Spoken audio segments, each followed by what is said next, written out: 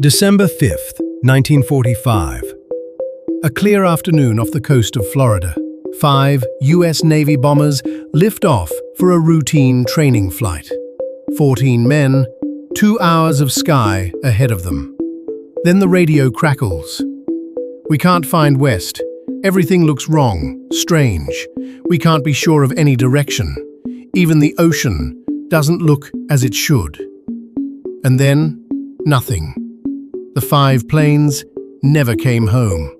The rescue aircraft sent to find them, that vanished too. 13 more men, gone. No wreckage, no bodies, no explanation. This was Flight 19, the disappearance that gave birth to the most infamous stretch of ocean on Earth, the Bermuda Triangle. Draw a line from Florida to Puerto Rico to the island of Bermuda. Inside that triangle sits 500,000 square miles of open Atlantic. And for most of the 20th century, people believed something in those waters was hungry. Ships sailed in and were never seen again. Planes dropped off radar in perfect weather. Compasses spun. Instruments failed. By the 1950s and 60s, magazines and newspapers couldn't get enough. Every new wreck, every missing vessel got the same headline: "Another victim of the Devil's Triangle." The theories got wilder and wilder. Some said the lost city of Atlantis lay on the sea floor, its ancient technology still firing beams of energy up through the water. Others claimed the triangle was a tear in space and time itself, a portal that swallowed ships whole and dropped them into a parallel universe. Aliens, sea monsters, secret government experiments. If you could imagine it, someone blamed it. The Bermuda Triangle became a global obsession, a place where the normal rules of reality seemed to break down. There was just one problem. In 1975, a researcher named Larry Kush decided to do something nobody else had bothered to do.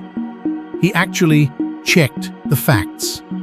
Kush went back to the original sources, the newspaper reports, the Coast Guard records, the insurance claims, case by case, wreck by wreck. And what he found demolished the entire legend. Ships that were lost without a trace in the triangle. Some of them had actually sunk hundreds of miles away in completely different oceans. Disappearances that happened in calm, clear weather. The records showed raging storms and towering waves on the very same day. Some ships that supposedly vanished forever had simply arrived safely in port. Nobody bothered to update the story. Report after report turned out to be exaggerated, inaccurate, or just plain invented. Kush's conclusion was devastating in its simplicity. The number of ships and planes lost in the Bermuda Triangle is no greater than in any other busy stretch of ocean on the planet. There was no mystery. There never had been. But if that's true, then what really happened to all those ships? What happened to Flight 19? Here's the thing. The Bermuda Triangle isn't supernatural, but it is dangerous for very ordinary, very real reasons. First, the weather. This region sits right in the path of the Atlantic hurricane season. Before modern forecasting, a pilot or a captain could sail straight into a monster storm with no warning at all. And the sea shows no mercy. Second, rogue waves. Scientists have found that when multiple storms collide, they can stack the ocean into a single freak wall of water, up to 30 meters high. That's nearly 100 feet, tall enough to snap a large ship in half. Lab simulations confirmed these waves have the power to sink almost anything afloat.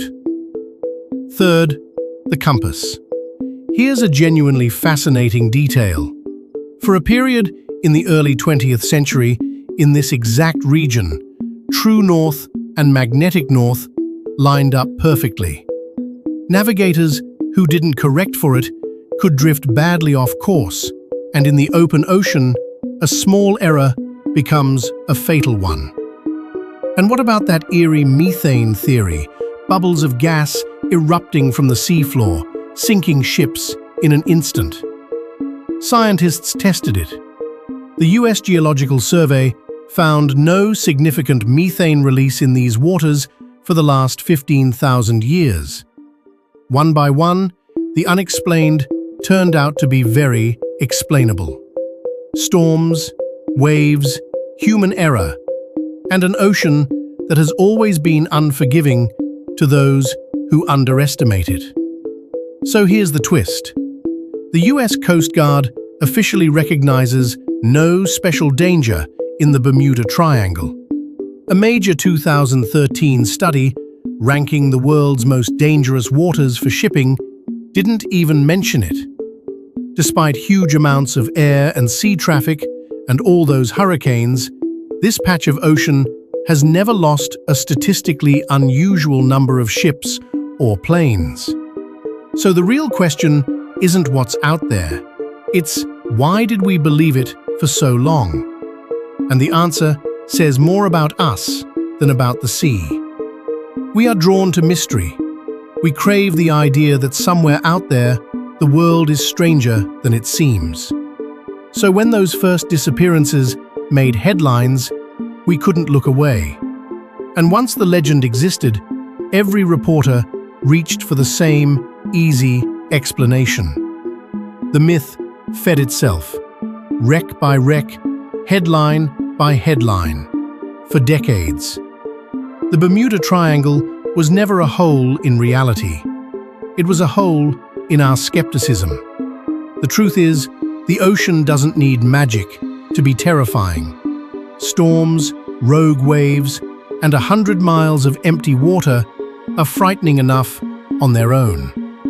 Flight 19 wasn't taken by aliens or swallowed by a portal. 14 young men most likely got disoriented, ran out of fuel, and went down in a rough sea at night. A tragedy, but a human one. The greatest mystery of the Bermuda Triangle is that there was never a mystery at all. If you enjoyed this, hit subscribe, because the world is full of legends waiting to be taken apart. Thanks for watching.